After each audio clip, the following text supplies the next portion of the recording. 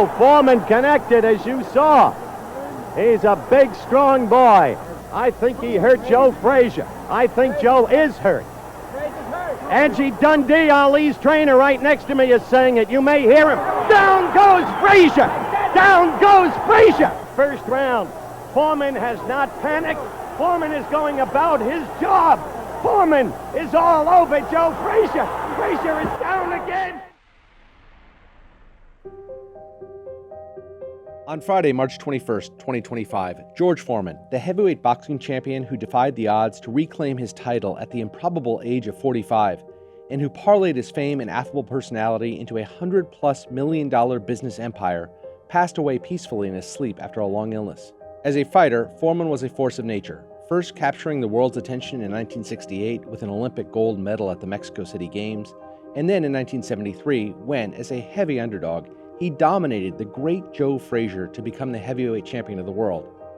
His destruction of Frazier in their title fight remains one of the most dominant performances in boxing history, as he knocked down the previously undefeated champion 6 times in 2 rounds before the referee stopped the fight. Standing at 6'3" and boasting an 80-inch reach, Foreman overwhelmed his opponents with his relentless aggression and thunderous punching ability. Muhammad Ali said Foreman punched harder than any boxer he ever faced, quipping that he, quote, hit so hard he can knock down walls.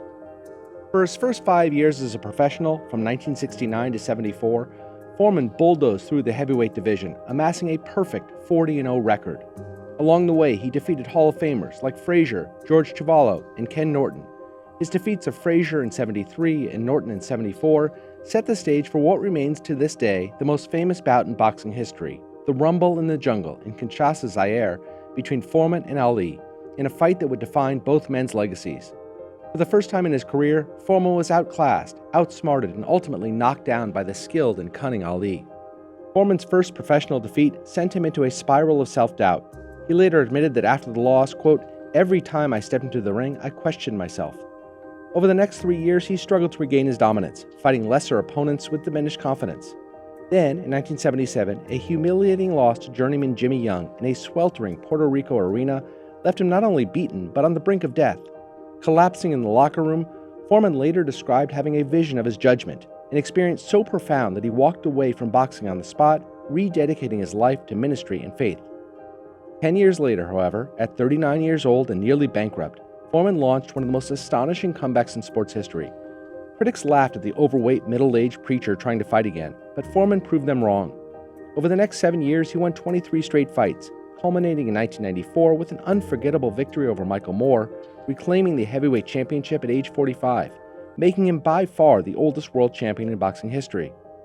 3 years later, however, he retired for good, but instead of fading into obscurity, Foreman embarked on a second act that was even more spectacular than the first, becoming the face of the George Foreman Grill, an overnight sensation that turned the fearsome warrior into an endearing, fatherly pitchman.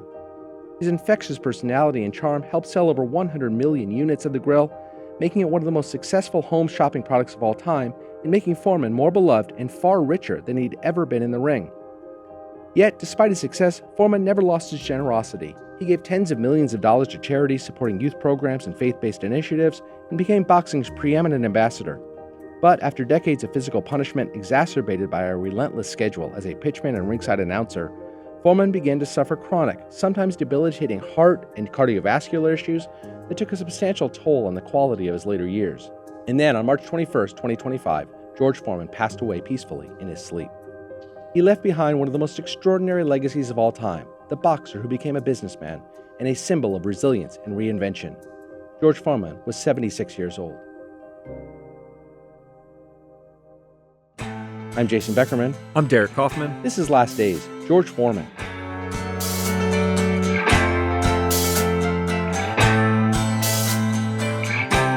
George Foreman's journey from a troubled youth to one of the most feared champions in boxing history was anything but conventional.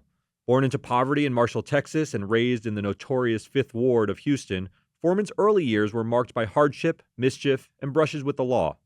He was a street fighter long before he ever stepped into a boxing ring, growing up in an environment where survival often depended on strength and toughness.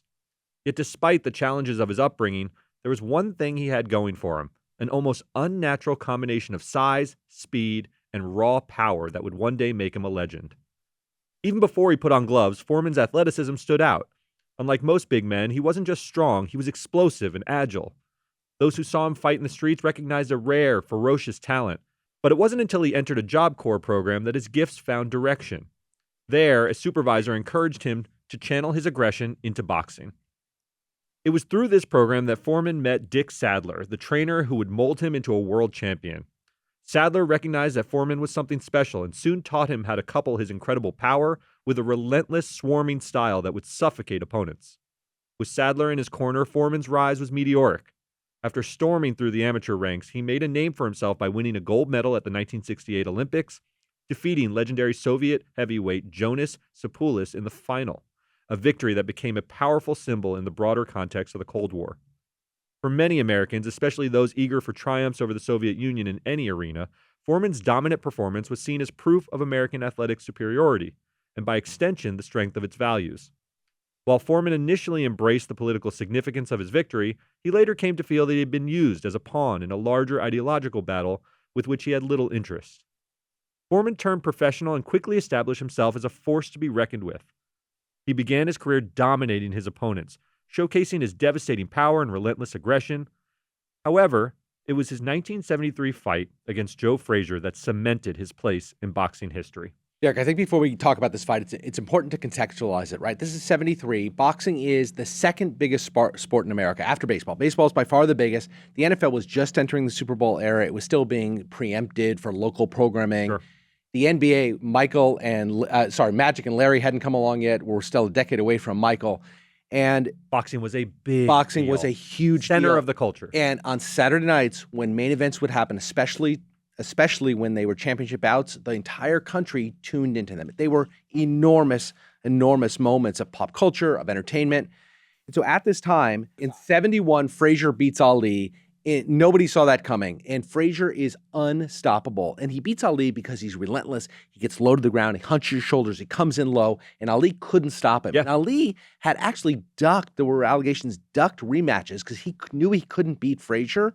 And all of a sudden, George Foreman comes along, and nobody thinks he has a chance, right? He's 22. Foreman is just older and wiser and faster, and he's going to destroy him. Within 30 seconds, it became clear Frazier had no chance. I've watched this fight many times. I was a boxing fan when I was a kid, and the way he dominates him. So Foreman, people my age think of George Foreman in that second half of his career where he was overweight and his body was sagging. Early George Foreman was a physical specimen. Yes. He was massive. He was muscular throughout his body, and he was so tall that his reach was incredible, but he's also fast, lightning quick, because Muhammad Ali was also taller, but Joe Frazier could get inside of Muhammad Ali. He couldn't deal with George Foreman, who knocked him on his ass multiple times in rounds. Frazier tried to do what he did with Ali, came in low, shoulders low, getting inside. And Foreman did this thing where he would literally put his left hand, a glove, on Frazier's forehead and push him back and stand him up and then just wail on him. 3 times in the first, 3 times in the second. In today's boxing world, the fight would have been stopped automatically after about, honestly, 90 seconds.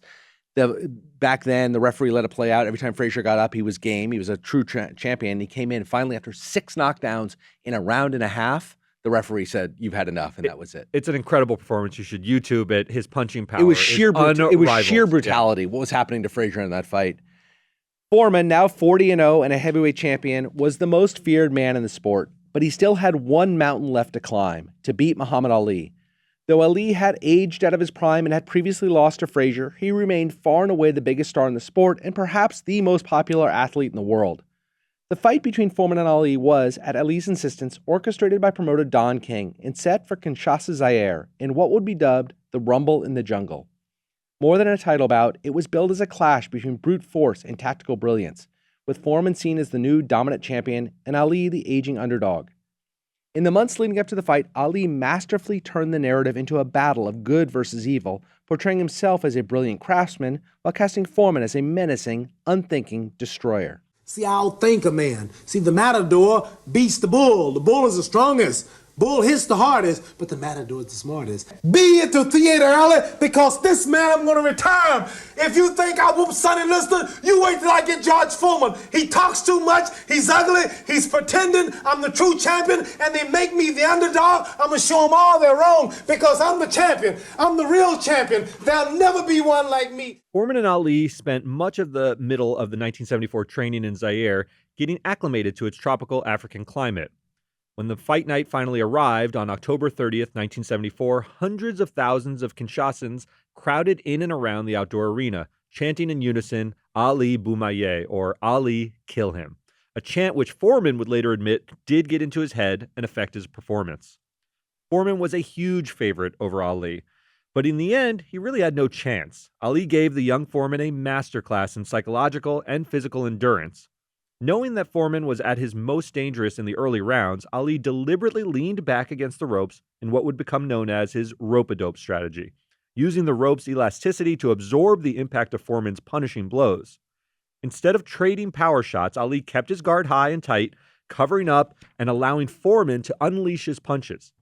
The key to the strategy was patience. Ali took the punishment, but he also forced Foreman to expend enormous amounts of energy in Kinshasa's suffocating humidity, while landing ineffective shots on Ali's arms and body. And as the fight wore on, Foreman, unaccustomed to prolonged battles, began to tire.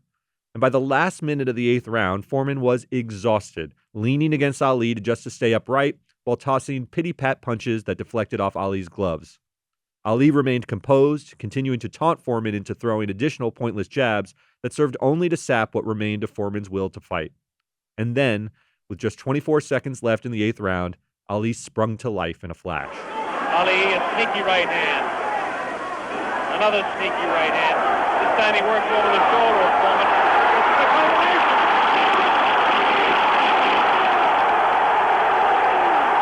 3, 4, 5, 6. Foreman gets up to the knee. 8. That's it. The fight is stopped. Muhammad Ali, a dramatic 8th round knockout. Ali's rope-a-dope strategy had worked to perfection. He had turned Foreman's greatest strength, his overwhelming power, into his greatest weakness, leading to one of the most stunning moments in boxing history. Derek, this was recreated, right? Yes. Clubber versus Rocky. This is Rocky Rocky loses to Clubber Lang in Rocky 3 because Clubber is too ferocious, comes out very quick early in the fight, destroys Rocky. And he tires. And so in the second time, Rocky sees it and he uses rope-a-dope and allows Clubber to tire himself out before responding. The thought even of using this strategy against someone with Foreman's punching power is incredible to even think about, because, you know, this is what the movie Ali is based on as well. Yes. The slice of life that Will Smith is portraying is the Rumble in the Jungle. It is the most famous fight in fight history. It's just incredible because you wouldn't do this against someone that big and hulking, because you would think, you're taking a beating. I'm taking the beating. Even if it's deflecting off my arms, I'm going to also be tired. But it wasn't the case. Foreman was just punching himself out. And the ropes, to your point, were absorbing a lot of the blows. He was just leaning into them. And so he was able to take that and still have energy at the end of the fight, even though he was the older guy. And Foreman has talked about this. Ali kept taunting him the entire fight. He never stopped talking shit to Foreman the whole fight. Is that all you got, George? Is that all you got? And Foreman was like early on, especially when he had energy, was leaning in like, I'm destroying this guy. Yes. I'm landing 50 punches. Ali's not even punching back. It's easy. I'll wear him down. I'll just punch him in the arms. I can't get to his head, but that's okay. And Ali, about a few rounds in, Foreman says, oh no. Yes. He's tricked me. I'm dead. And it's important to know that after this fight, Foreman was known as a big, dumb, bruising fighter, not a cerebral fighter, because that's how Ali framed the fight is, I'm the tactician, I'm the smart fighter, and my wits are going to beat his brawn and menace. And what's interesting is his second act, when Foreman came back a heavy old man, he became the cerebral fighter. Right. The fight was at the time the most watched sporting event in history, but for Foreman, despite earning an astronomical for the time $5 million, it was a devastating blow, not just to his record, but his confidence and identity. Though still only 24 years old and just coming into his physical prime, Foreman would never be the same boxer. Doubt crept into his mind, and his aura of invincibility faded. He fought and won a series of uninspired fights against lesser opponents, while biding his time for a rematch against Ali. But any dreams he had of regaining the title came crashing down in a 1977 fight against journeyman Jimmy Young. The fight went the distance, but Foreman lost a unanimous decision. Foreman said later that while in the dressing room cooling down, an overwhelming sense of death and darkness surrounded him, and he knew he was dying. And what he was witnessing was hell. But, Foreman recounted, he said to himself that he was not afraid of death because he knows God will be there, and at that exact moment, a hand reached down and grabbed Foreman and lifted him back into the land of the living. The next day, Foreman walked away from boxing, becoming a born-again Christian and dedicating himself to the ministry. For 10 years, Foreman lived a minister's life, preaching at the church he founded in Houston, working with troubled youth, and dedicating himself to charitable efforts. He established community programs to help the underprivileged, provided support for at-risk teens, and used his platform to spread messages of faith, perseverance, and redemption. His ministry work became the cornerstone of his post-boxing life, reflecting his deep transformation after his near-death experience. But by the late 80s, George Foreman found himself in dire financial straits, having spent the entirety of his fortune on poor investments, charitable giving, and the general expenses of running his church and supporting his family. And as the debts piled up, Foreman faced an uncertain future, realizing that his financial troubles could jeopardize both his personal life and the church he loved. With limited options, Foreman made the stunning decision to return to boxing. At 38 years old, he was well past his athletic prime and was returning to a sport that had evolved.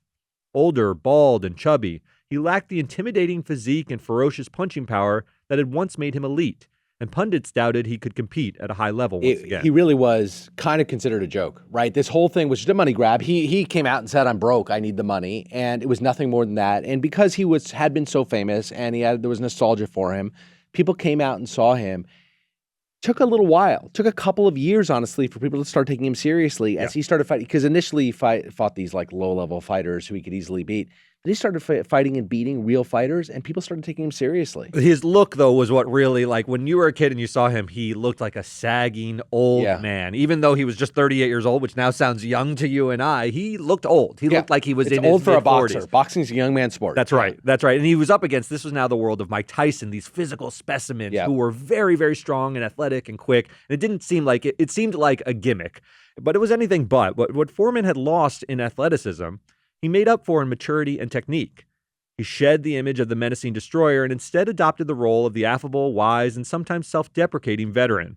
He learned from Ali, allowing younger and stronger fighters to tire themselves out before counterpunching with ferocity.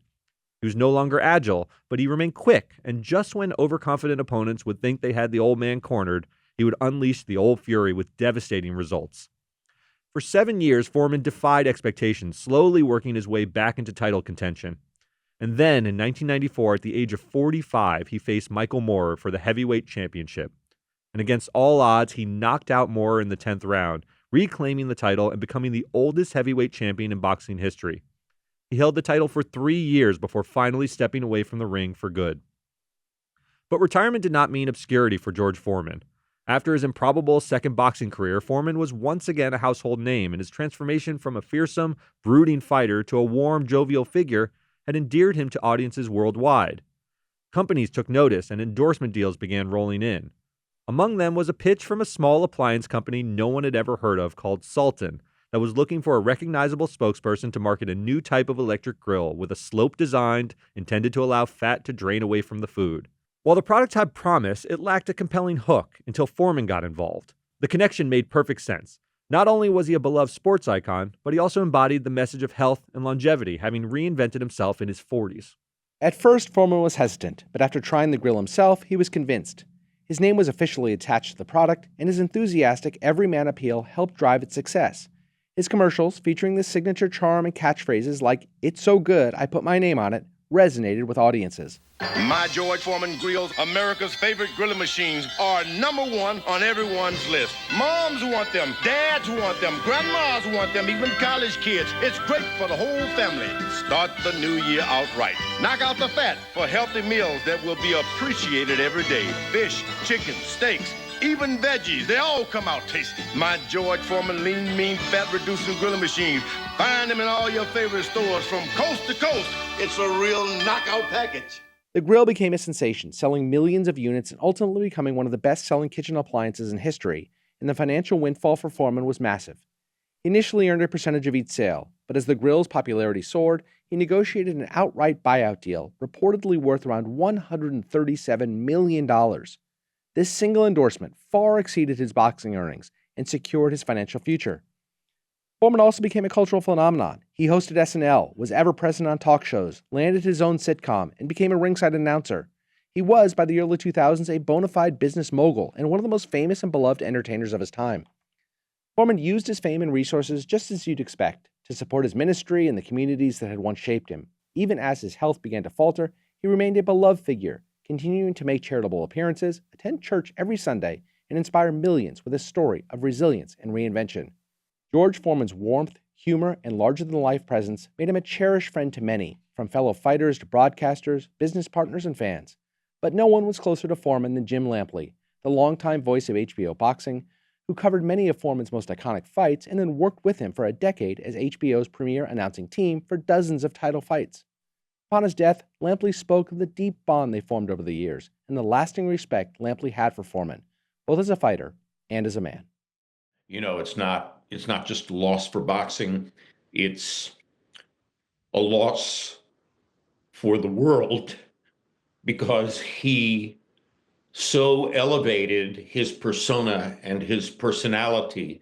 And, you know, to come from the circumstances from which he emerged in the Fifth Ward of Houston, the whole story is so improbable and so uniquely about boxing. Just a great journey through life, a meaningful personal imprint, a